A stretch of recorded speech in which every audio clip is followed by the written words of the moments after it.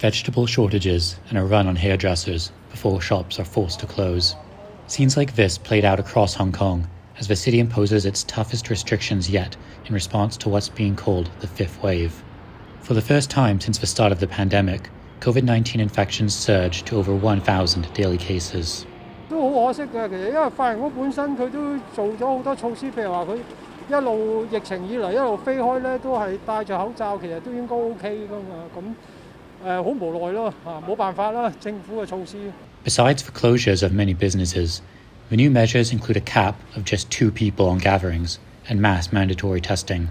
Since Hong Kong requires the hospitalization of anyone who tests positive, isolation wards across the territory are nearing capacity.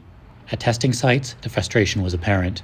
呢個新年真係唔開心，但就想平安咯，亦都困擾咗好耐，其實好無奈。政府嘅處理我亦唔知佢點樣啦，即係俾呢個疫情重重複複咁，即係精神即係好飽受呢個折磨啊。Authorities are aggressively seeking a return to zero COVID, but not all residents are on board. Now, like all the restaurants are closed and everywhere is closed, and the economics already getting back impact. So, I guess living with the COVID would be the best solution and the easiest way.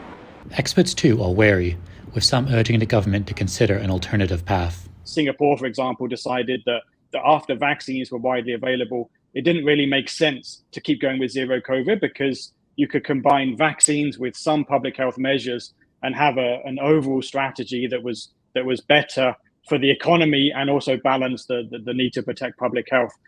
Since the pandemic began, Hong Kong has been one of the most isolated major cities in the world.